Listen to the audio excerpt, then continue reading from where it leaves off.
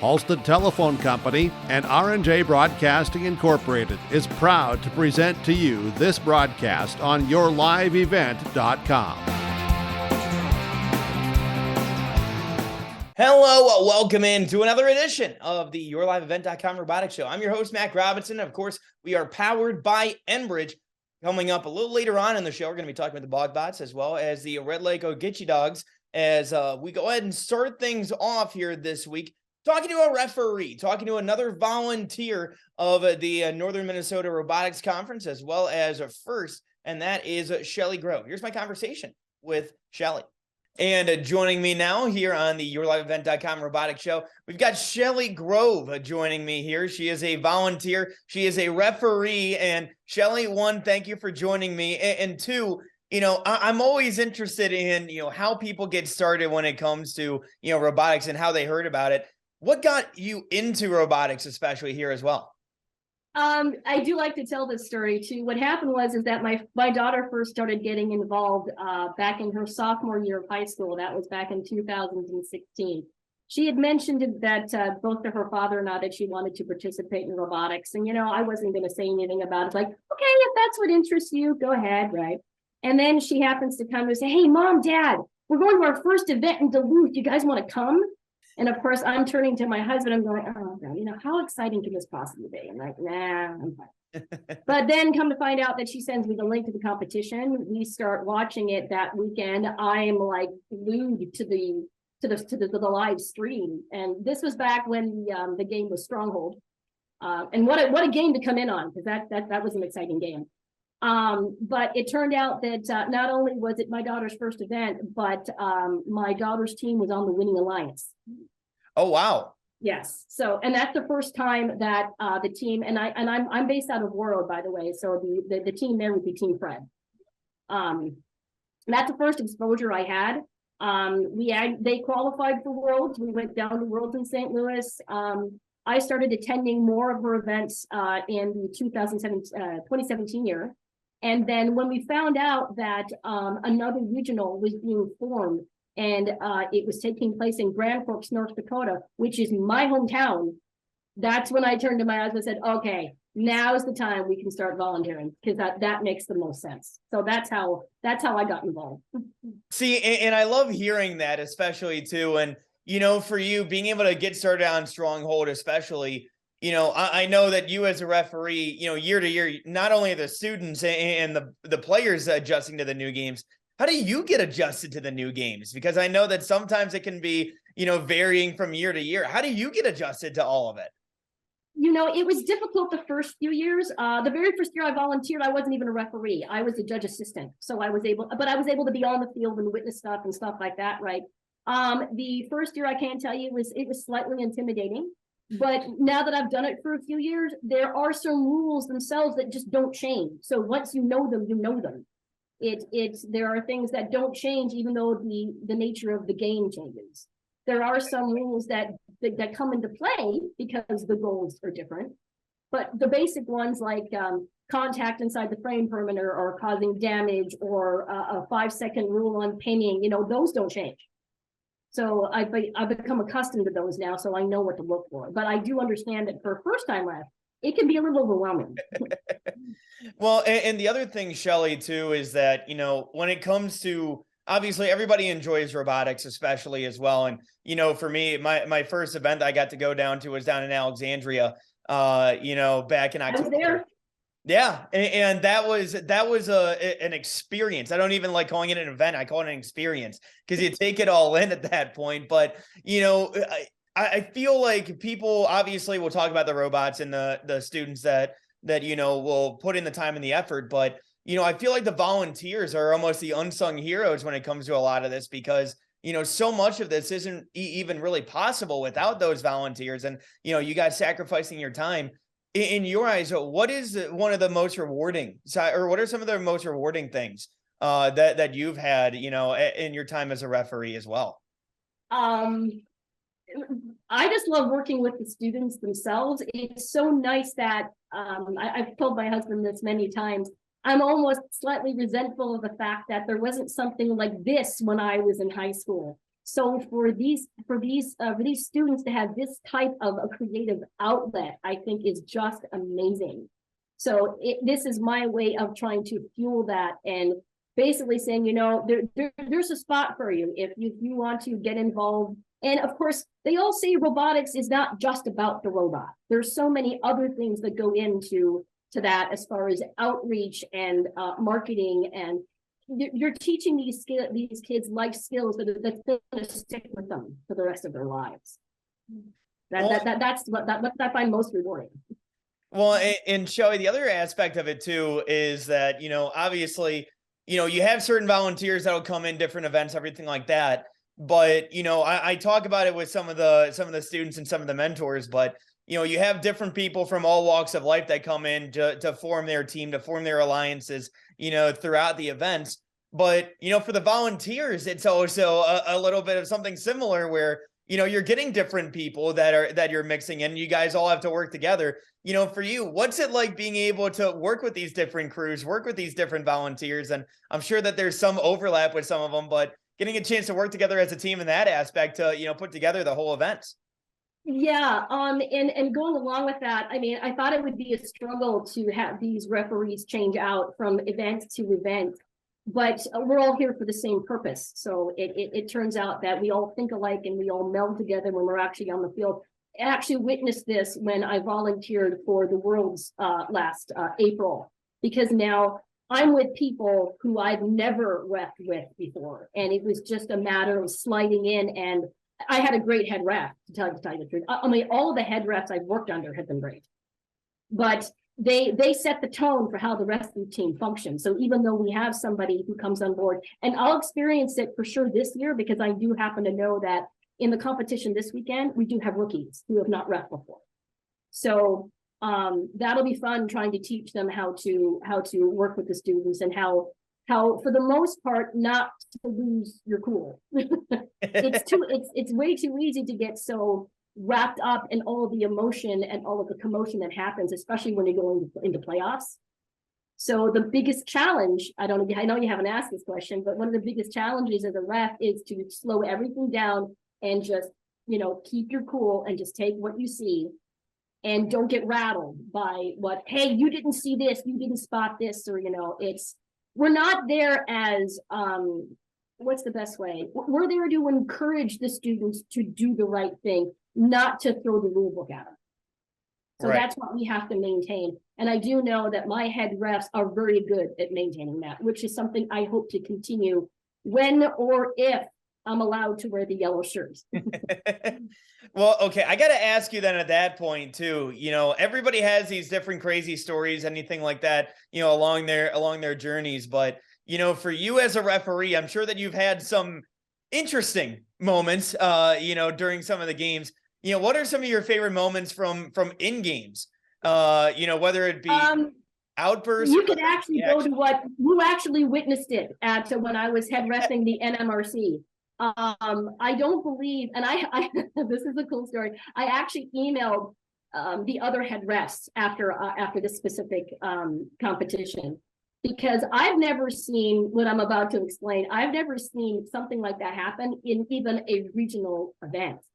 So I don't know if you understand which what I'm talking about. I think I have an idea. Finals match that it was just foul after foul after foul, and it was an interesting situation, but I have to commend the referee that was to my right that was witnessing all of that, because he kept his cool, and it turned out it was a huge amount of penalties in the end. So far, actually, it was being egregious. I had to issue a few yellow cards and red cards during that competition. So that's what makes that memorable, but I don't think I've ever seen it in any other competition. Yeah, no, I think I was over by that corner at that point. I think I remember that specifically. So yeah, no, I remember when we were on the call for that one. That was right by us, and yep. You're keeping notes on that. But yeah, that's interesting. And you know, you mentioned that, you know, you were a referee that you volunteered to be a referee during Worlds. for you as a referee, I know that, you try to just think it's a game is a game, but at the same time, having that next step, being on that world stage, was that a little added pressure for you, at least in that? Because I feel like I would be feeling it a little bit, maybe sweating a little bit more as I'm adding in some of the. Well, I was sweating it in more ways than one. It also didn't help the fact that it was pretty hot in Houston that specific week. And if anybody's ever seen the convention center down there, it's huge and it's just full of people, not only those who are participating, but of those who are spectators, and not just for first robotics, for first Lego League, first tech challenge. So it's a lot of people there. But yeah, I did feel the pressure at first, mainly because now you're dealing with a rotation cycle during the matches that is just on the ball. So you have no time to sit and ponder what's going on. It is a fast pace. So I believe with my refereeing crew, once we got into the groove, we were like clockwork. So we were able to keep the game moving and the rotations during the fast change cycle and that kind of thing. There's some, stress points, and yes, I was pressured the first few days, like, oh my God, I'm in Houston. This is so cool. But then I have to stop and think, wait a minute, this is the same thing that I've been reffing for the last 4 months. So let's just keep my eye on the ball and just do it like you've normally done it. And once you put yourself into that mindset, then the pressure seems to go down a little bit. Yes, it's still fast paced, and yes, there's still stress on you because now we're at a world level here that you're going to get students who are energetic and things like that. So not only do you have to keep your cool, you have to learn to teach them to keep their cool, which with some children, it can be difficult because they're hyper and they love being there. And, I think you know where I'm going with that.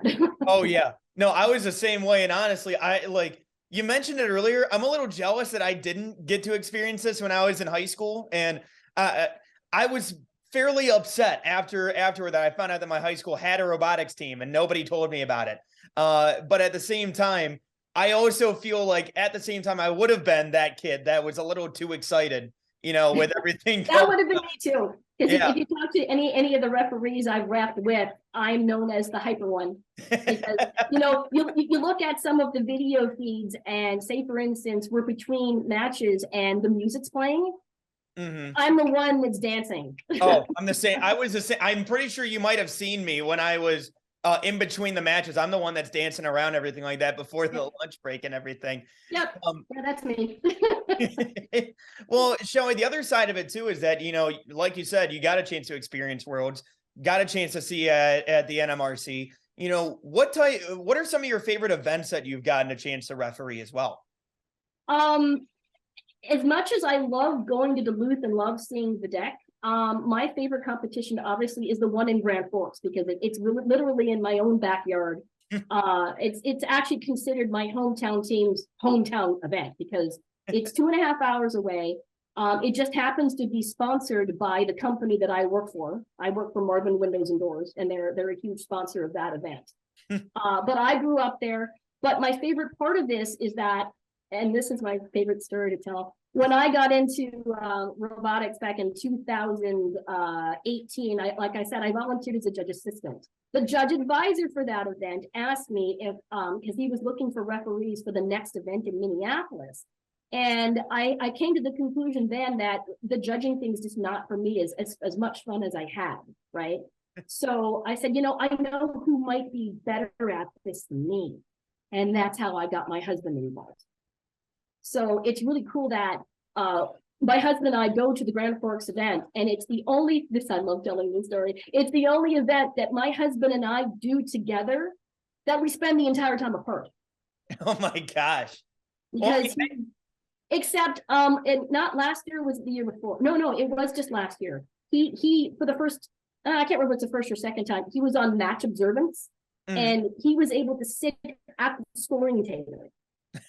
So he was like right there. So I was first intimidating because the only person in my family who knows the rule book better than I do is him. He knows it inside and out, which I commend him for. But it also means I'm going to be under just a little bit of scrutiny. He's sitting at that scoring table watching it. So it's a little intimidating at first, but I do enjoy so much him being there and for us to experience this together. But that's what made World so much fun. Even though he was on a different field, we were there doing it together, and that's what I enjoy.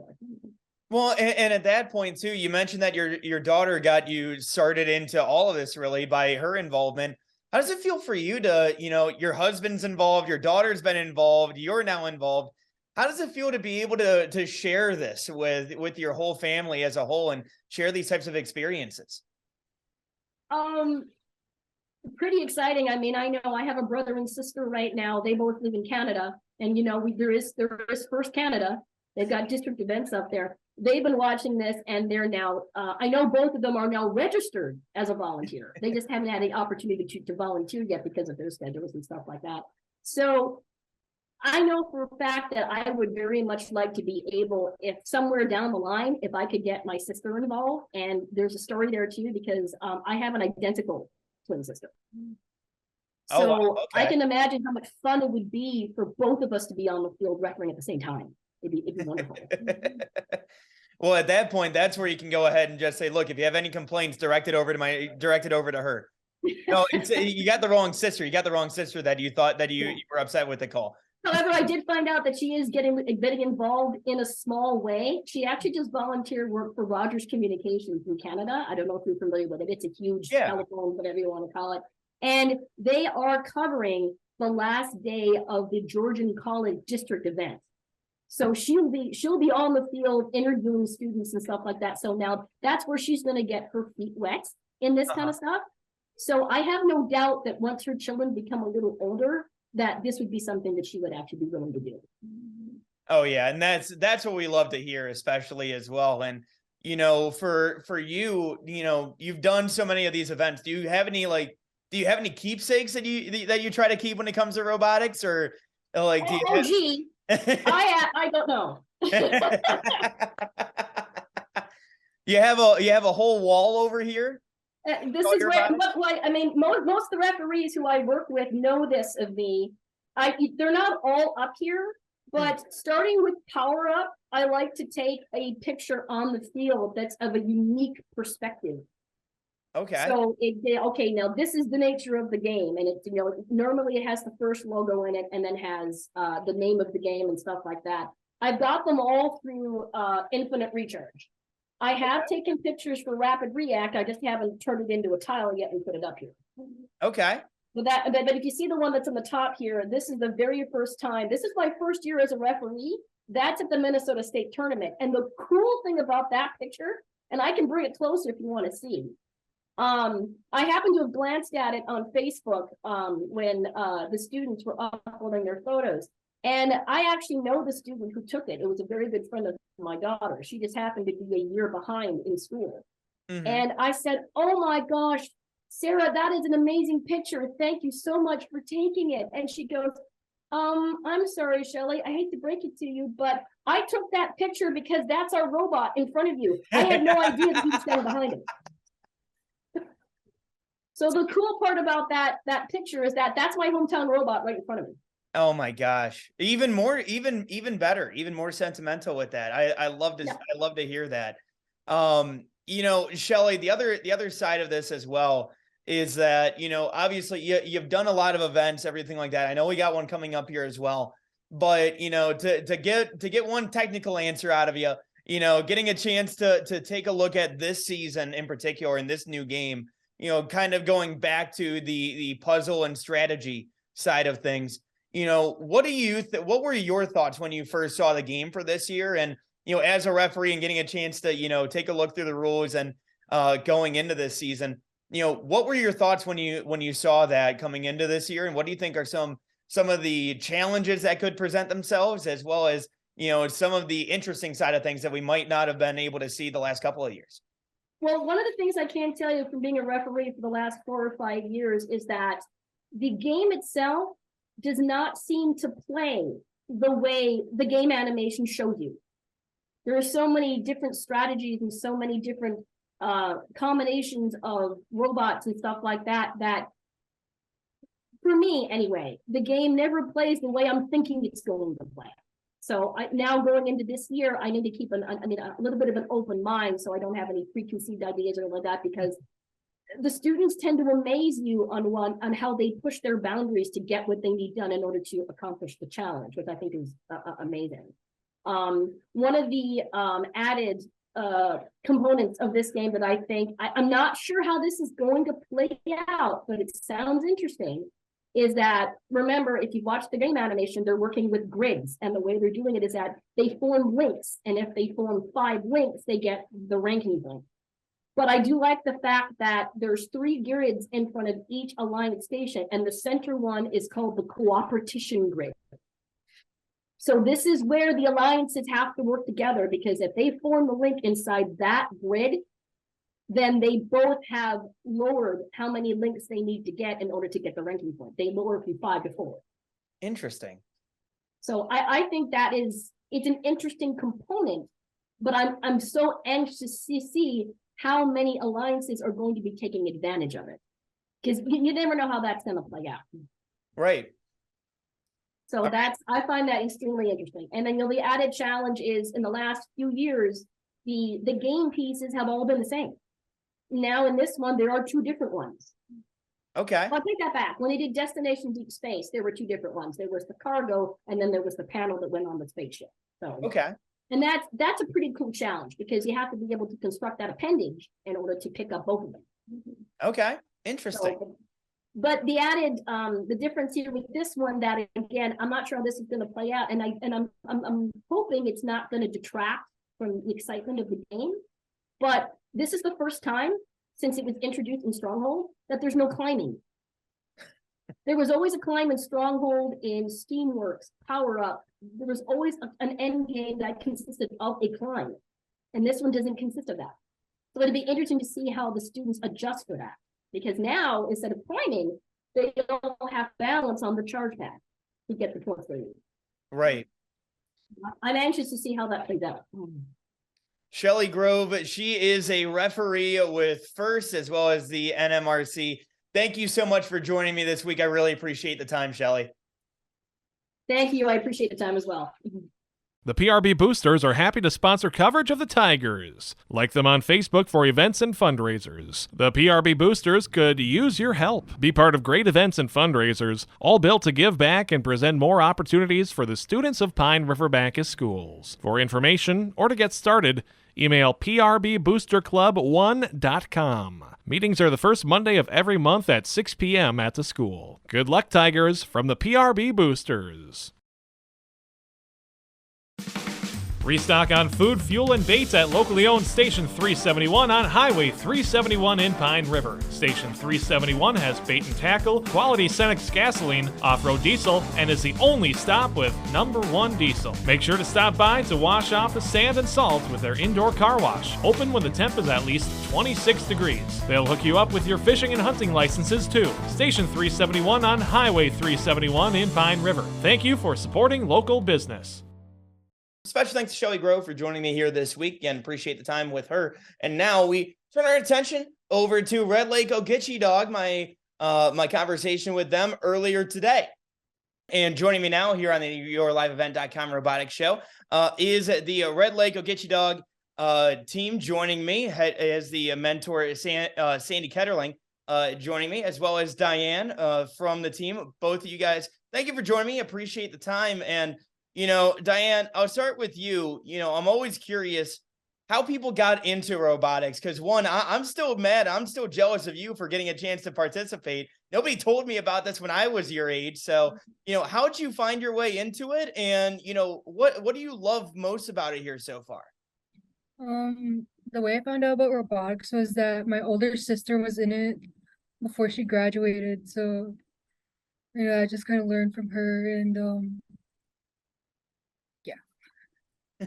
Well, and being around it there for you too, what kind of what draws you in and keeps you coming back with it as well? Because I know everybody has like different aspects and there's so many different parts that you can play. What really stands out for you, and what are you really passionate about when it comes to robotics, especially? I really like building, because I was building Like I'm learning how to build a robot. Yeah, interesting. And the other side of it too, for you, how long have you been in robotics there, Diane? 2 years. This is her second year. Yeah. With Second year. COVID, we weren't able to meet. Okay, I gotcha. And Sandy, what about you? How long have you been in robotics? This is my fourth or fifth year with the team. So Okay. I'm still learning. We had to shut down during COVID time. And so it's like we're restarting these past 2 years, and we're getting going, and we start small and keep growing, and our robot improves every year. Okay. And Sandy, for you as well, I asked Diane the same question, but I'm always interested too. How did the mentors get into it as well? How did you find yourself into robotics? And what has it been like for you to be a mentor on that side and be able to help these kids when it comes to the robotic side of things? Well, I'm learning right alongside them because I'm a math teacher by my job. And then they gave me an opportunity to teach a coding class, which kind of morphed into the robotics team. And so I've been learning right alongside them. We take out the book and the manuals, and we figure out how to put the electronics together and how to do the rivets. And we've learned to saw and everything. So it's been a growing experience. Our robot improves every year, and we get it done a little sooner every year. So the sooner we can get it done, the more time our driver has to practice. And then we're still working on that aspect, but we're going to get there. Well, that actually leads to my next question, which has been, obviously this year it's a different game. It's a change up from what we saw last year, where this year feels a little bit more puzzle solving. And so for you guys, when it comes to the build, what have the challenges really been when it comes to, strategically how you want to go about, some of the build choices this year? And what have the challenges really been like so far when it comes to figuring out this game this year? Do you want to talk about the Everybot, or do you want me to? Okay. Last year we built what's called the Everybot, where a team in Texas has put out an affordable rookie or inexperienced team robot, and they gave us a list of parts and instructions. And we built that robot last year, and our robot did more than we've ever done. So we thought that was a good plan. So this year, when they came out with their Everybot prototype, we went ahead and ordered the parts, and they put out the instruction manual. And this year they added videos. A First Robotics group in Michigan has added instructional videos, so we can watch the video and then we can go build on the robot. And I've had more student engagement with them being able to watch the video and then go ahead and build on the robot. And so we're feeling like that's a good support for us, because we don't have a lot of CAD skills and engineering skills, where if we can find something that will let us play the game, that's most of the fun. Well, and the other side of it too, and this question's for both of you guys, when it comes to the strategy side of it, I'm always fascinated because, obviously last year you had, it was pretty straightforward, but this year there's so many different aspects of the game.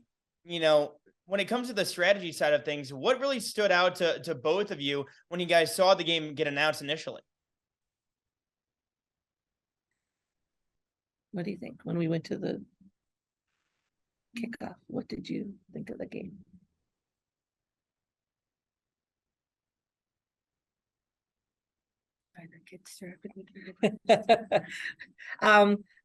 I guess that there was lots of things that lots of different robots would be able to do. You can either pick up off the floor, you can pick up off of the station, and even the balancing act on the rocker board.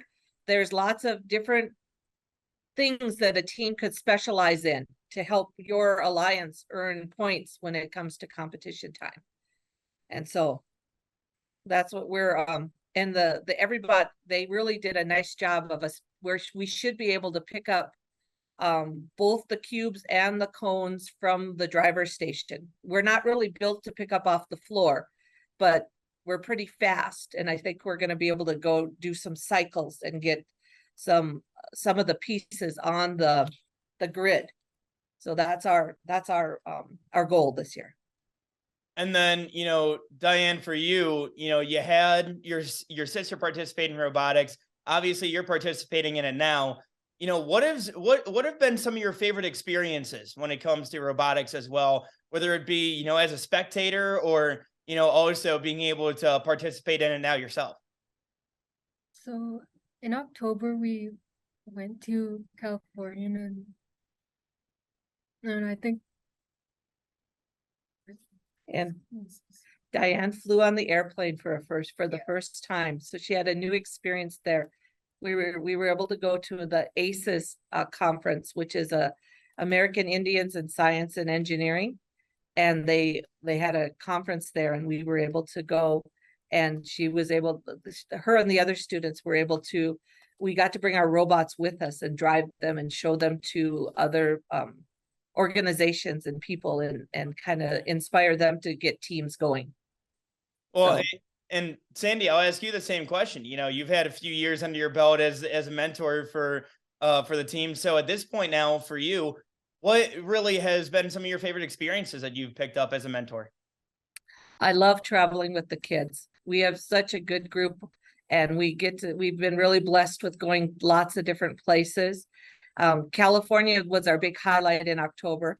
And then we've gone to Grand Forks and we've gone to Duluth for different competitions. And our neighbor teams, the Cass Lake Bena accelerators and regulators, took us on a trip down. We went to Minneapolis with them last summer, and we've just got to travel so much. And the coaches got to go down to Worlds last year, and I was able to be part of that group. And that was very inspiring, just to be in this big auditorium and see all these different robot teams being competitive and aspiring to get my kids there at Worlds when we keep growing, and we're going to keep growing and building, and one day we're going to be there. Well, and the other side of it too is that, well, with that being said too, looking at this year, everybody has goals, but, for each of you, what are some of your individual goals and then your goals as a team as well for this season here? Well, Diane's gonna work on being our driver, so that'll be new for her. And so we're, you want to talk about that a little bit? I'm gonna drive, huh? It's going to be good. And so we're looking forward. We go next week to Grand Forks, and we're going to go there, and we're going to do more than we did last year, and we'll keep getting better. And then this year, for the first time, we're going to have 2 competitions because we were able to get a grant from Apple, and they gave us extra funding. So we were able to afford a second competition. So at the end of March, we're going to go down to the Minneapolis and have a competition. So we're kind of excited about that, and to do 2 competitions in one season, because sometimes like Grand Forks will almost be our practice run, and then we just know we're going to even do better next time when we're in Minneapolis. So for us, we're just all about growth and building and keeping everything going better. Well, that's fantastic, and I'm looking forward to seeing how you guys fare. Especially, I know we'll be out there in Grand Forks, so we're looking forward to seeing you out there. Great, awesome. Thank you guys so much for joining me again, Diane and Sandy Ketterling of Ogichidaag joining me here from Red Lake. Thank you guys so much. Appreciate the time. This year, Schrupp Excavating is celebrating 40 years of digging it right. With this milestone year, Schrupp Excavating wants to thank all of their past, current, and future employees and customers. They appreciate all you've done to help Schrupp Excavating become one of the most trusted companies in the Lakes area. For any excavation project, Schrupp Excavating will have your project done right and on time, serving Pine River, Bacchus, Pequot Lakes, and all the surrounding communities. Schrupp Excavating LLC. Online at schruppexcavating.com. Let's get real. Get ready for a place that's big enough to grow and small enough to care. The University of Minnesota Crookston offers more than 35 majors, minors, and certificates. Earn a University of Minnesota degree, where you can make a difference in a close-knit community. Faculty become friends and friends feel like family. You don't need a big city, just big dreams. The University of Minnesota Crookston. Real, hands-on, and will get you ready for anything. My name is Jared, born and raised in Minnesota, and I'm a project director at Enbridge. Enbridge is more than a pipeline company. It's a company participating in renewable energy projects in Minnesota and abroad, and I'm really proud to be working here. We believe a cleaner energy future is achievable. For over 20 years, we've been early adopters of renewable energy, and we're proudly committed to net zero emissions by 2050. To hear more from Jared, visit enbridge.com/Jared. That's JERRID. Special thanks to Sandy and Diane for joining me here this week, of course, from Red Lake Ogichidaag. Now, turn attention over to the BogBots, where my colleague Jack goes ahead and sits down, talks with a couple of students. Welcome back to the Your Live event robotics show. I'm Jack. I am here with Evan and Dakota from Bog Robotics, 6453. And first and foremost, how you guys doing? We're doing pretty good today. Thanks. Pretty good. That's good. Now, before we actually got rolling and before we started recording, you guys were working on the bot and you said you were getting ahead of yourself. So what do you like? We're kind of in the part where it has to be functioning. So what are you guys working on right now? Well, right now we were just trying to get our pneumatics working pretty fluently. There was some wiring problems that we were having, and we were finishing our grabbing mechanism to picking up the play pieces. Okay. All right. Now,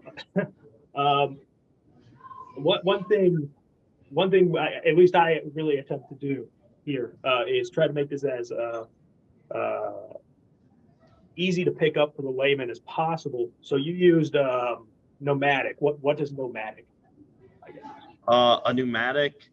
It's kind of like a pneumatic. Yep. It's if you knew what a hydraulic cylinder, it's like that, but basically it's a tube with a rod inside of it, and you pump air into one end and pull the air out of the other end, and it shoots the rod out so you can extend it basically, and you can lift pretty heavy things with it, or it's basically anything you can think about doing with it, you can do with it. Okay, so that's part of the arm mechanism of the front gas, right? Yep. Cool. Now, man, this entire year seems like it's flying by, but I believe it was week 0 was 2 weeks ago, correct? Or was it last week? 2 weeks ago. Yep. 2 weeks ago. So how was week 0 for you guys? Dakota, do you want to talk about? Yeah. Well, we had a lot of stuff that we did. We didn't pack all of the things that we needed to get the grabber to work, but we also switched over from LabVIEW to Java within that day. And, well, we scored points still. That's big. Now, when it comes to the game, compared to last year's where that was more of a shooting game, I would say it looks like you guys are playing basketball out there a little bit.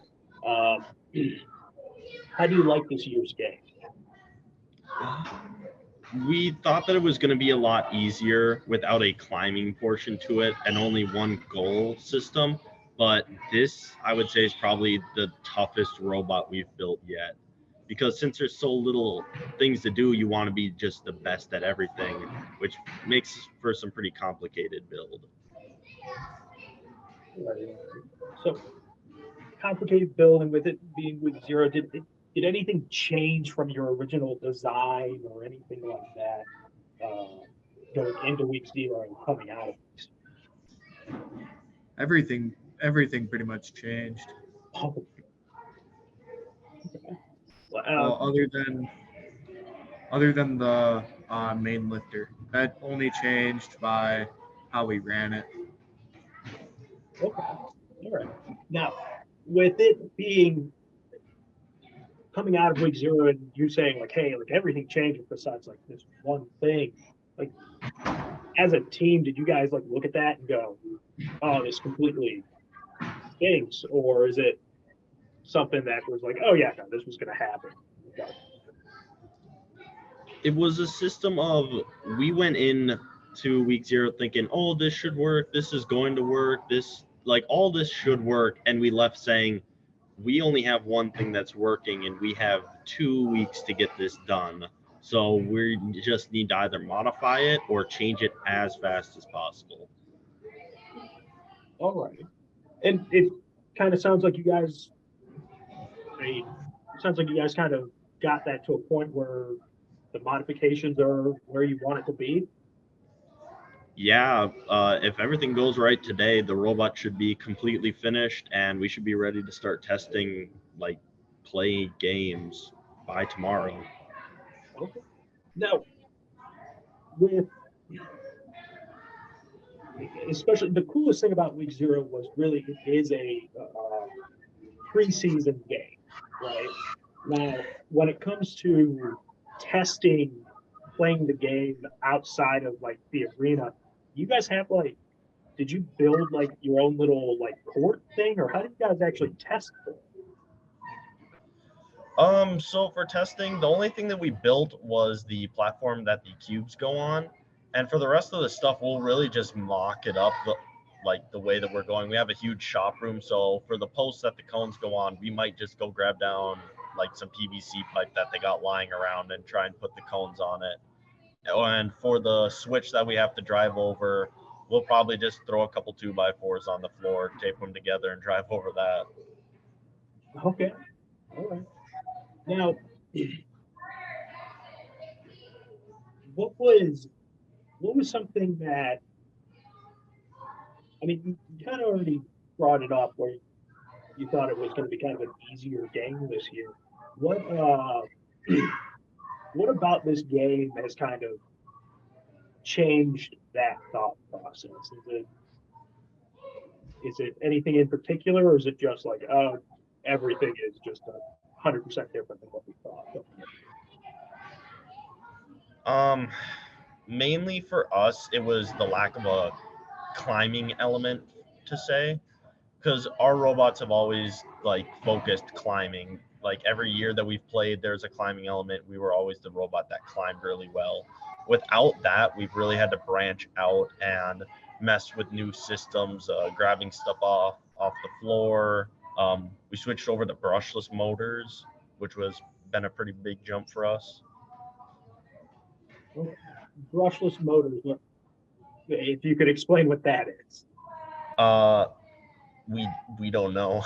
A brushless motor, basically what we're explaining, it's just better than brushed motors, and they don't burn out, but they just run with a lot more power. But they have to have like a different set of motor control units that we had to rewire that we've never messed with before. It was just a lot of new stuff we had to build. Now, and Eric, Dakota, whichever one wants to answer first, that's great. But what do you guys do on the team? Do you have a specific job that you do, or are you, hey, I'm hands-on on everything? Well, we all kind of try to do a bit of everything, but the coding mainly goes to, Evan and Cooper, which is him and then another guy that we got. But they're seniors this year, so I'm learning for next year. Okay, so Evan, you're a senior. Yep. And you're head coder, or just don't really have that type of title? Is it just well, I technically am the head coder, but we don't try and put any roles to people. There's only 6 kids on our team right now, so with that few kids, you can't just say, okay, you're gonna do code stuff every day and you're gonna do build stuff every day. You're not whatever, this isn't done by the time we need it, you're gonna have to come help us with it for a little bit. And when we're done, we'll come help you with what you're doing. We all need to pitch in where the work needs to be done. Oh, no, that's awesome. And again, you get to be able to touch everything and, be able to put that in the toolbox, which is always good. Do you have a certain role that you guys like to do during games itself, or is that like, hey, we do the coding, we do the building, and we have people that actually are the driver and such? Yeah, we do have our roles. So he would be our mechanic, I would be driver and coder, and we have two others that are doing scouting right now. They're being taught how to do that because it's their first year, and then we'll have anyone else. They'll just be in the pitch ready to go hands-on with the robot when the game's over. Now, driving, week 0, being there and kind of watching, and that balanced teeter-totter thing, how tough is that to figure out with how the other robots that you really haven't done anything with? How tough is that to get that thing balanced? Well, when we were there, we only played one game, and in that game they told us like get up on that teeter-totter because there's some clearance issues, but getting on it alone was pretty easy. That you get a pretty good feel for your robot after you've been driving it for so long. But with other teams, the way that we did it was we just set ourselves in place, and the other team, they were OmniDrive, and they would just balance it out themselves. We just tried to stay in that middle point and not rock back and forth. So I think how it's going to end up being is 2 people set in place, and the last guy's just balancing it. Okay. All right. Cool. Now, Grand Forks coming up in a week. Anything that you're really trying to hone in before Grand Forks, or is it just, hey, just make sure everything runs? Make sure everything runs. That's good. Any goals when it comes to Grand Forks? We just want to go out there and do our best. I mean, our biggest goal would be to get to Worlds again. We loved it down there, and that was the greatest experience I think I've had in school to date. But I think we're just going to give it our all and play our best game. Right. Now, Worlds, if you don't mind explaining the different like competition tiers. Like, what's the difference between what you're going to with Grand Forks versus Worlds? Well, essentially all it is for us, we go, halfway across the United States, and go to compete against people that, we have never competed against other than, the teams that we went with, and one other team and 3 other teams, or 2 other teams, depending on circumstances from our own state.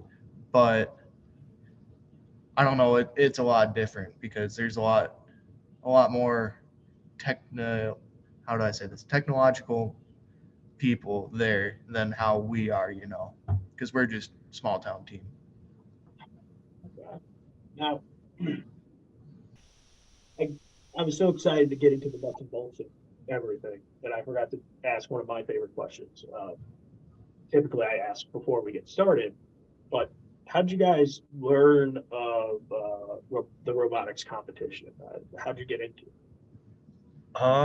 It's kind of just an experience-based thing. I at least know my first year is they wanted me to do just mainly code, and I had a very hard time learning that. So I ended up kind of shifting over to like their go get this, go get that, and work with whatever. But as I became more experienced and worked into it, you just kind of pick stuff up as you go. I learned gearboxes by just take one apart, twist it. Okay, it seems to be tougher. Put on another part. Oh, it's tougher yet.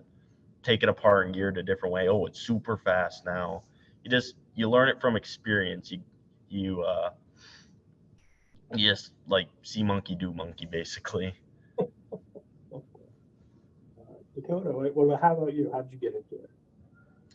Well, essentially the same thing, except for I was never the gopher. I was always, build kid. Mm-hmm. So it was always just, hey, I can build this stuff. Yep. Awesome. Now, you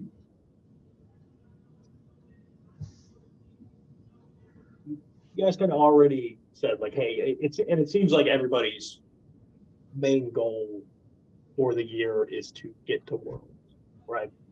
Besides getting to Worlds, is there any goal, be that, maybe you have your own personal goal, or maybe it is a team goal, but do you have an end goal besides getting to Worlds?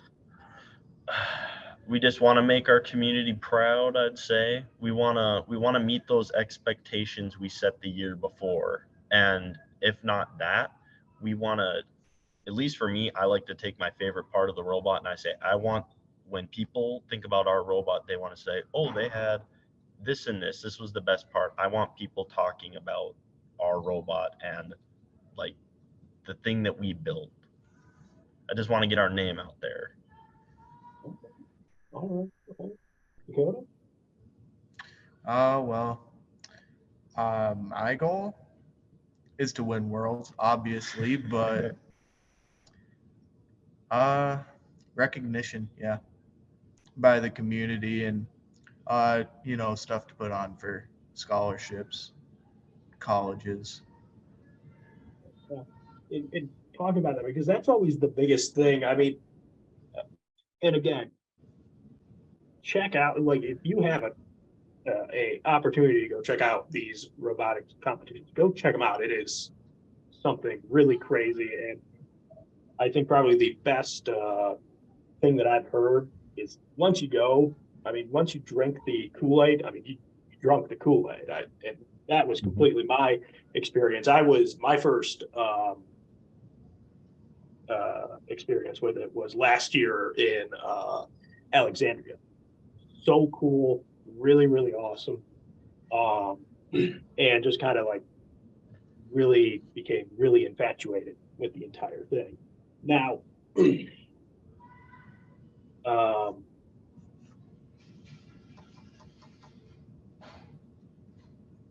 bring up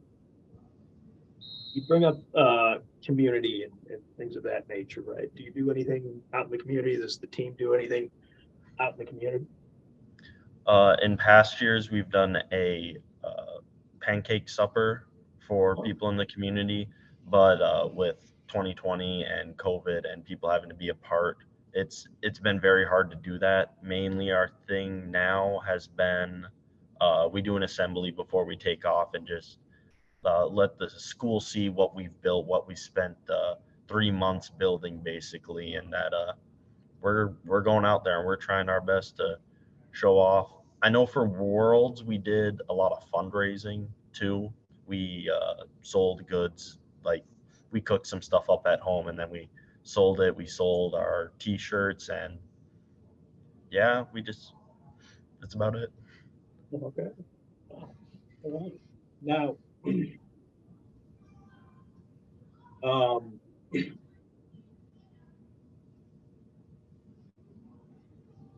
and I had a question. It's just it's on the tip of my tongue, and I just keep on screwing it up. My goodness. But oh yes, no. So in Dakota, you brought this up with being able to put things on resume transcripts and things like that. Again, you really, for somebody who is just watching, you see the game. The game is such a small part of it. My biggest thing was always like, holy cow. I mean, like, awesome. These robots are playing this game, but I mean, you guys are talking and explaining, taking apart a gear shift and doing all that. You're talking to a guy who can't grill cheese and stuff like that. So like everything that you're saying is just so crazy and everything like that. I mean, do you guys, like, being students and everything else, I mean, how much of this are you looking and saying like, yeah, this is definitely, like, I want to do this for like a career? Well, before I had gotten into robotics, I do I do some of the welding on the robot that we do. Before that, I had done some stuff with my grandpa, but after I joined robotics and did more and went into high school, did more, I've really gotten to the point, yeah, I love welding. That's what I want to do. And with robotics, it really gives me a chance to practice aluminum welding, which, if you know aluminum welding, you can get into pretty much any job. Okay. Very nice. Awesome. Evan? For me, it's more the mechanical stuff. Electrical stuff is confusing to me. The coding stuff is confusing to me, even though that's my main job. But just seeing the parts that you take apart, and if you just took apart our robot bolt for bolt and laid it all on the floor, you'd look at it and think, oh, it's so complicated. There's no way like all this can go together to make a functioning robot. Just putting that together and seeing the parts just move fluently, that's the satisfying part. And it made me want to do like I don't know, mechanical engineering. I'd say it would be the main goal, or CAD design, because we have to design this robot every year too. That's usually the longest part. It took us 3 weeks maybe to design this thing, but just seeing it come together, that's just so satisfying to me. That's awesome. And again, it's so funny to be like, oh yeah, it took me 3 weeks. Like, it took way too long. It took 3 weeks for us to design a robot. I'm sitting there going, like, I couldn't design a robot 5 years if you gave me the opportunity. So, way to go with 3 weeks. But besides that, honestly, hopefully, I'll see you guys down at Grand Forks. Excited to see you guys down there. Thank you guys again. This was really awesome. And for everybody else, please stay tuned. We got more coming up. Special thanks to the BogBots for their conversation with Jack. Always appreciate the conversation, just like our conversation that we had with Red Lake Ogichidaag, as well as with Shelley Grove. And we want to say thank you to all of you tuning in this week and every week. Of course, this has been the YourLiveEvent.com Robotics Show. We go live every Saturday morning at 10 a.m. Of course, our videos premiere 10 a.m. Make sure you go ahead, hit the like button, and subscribe as well. Make sure you ring that bell to find out when we go live as well. So I want to say thank you for tuning in every week, of course, and that will do it for this week's show. Catch you next week.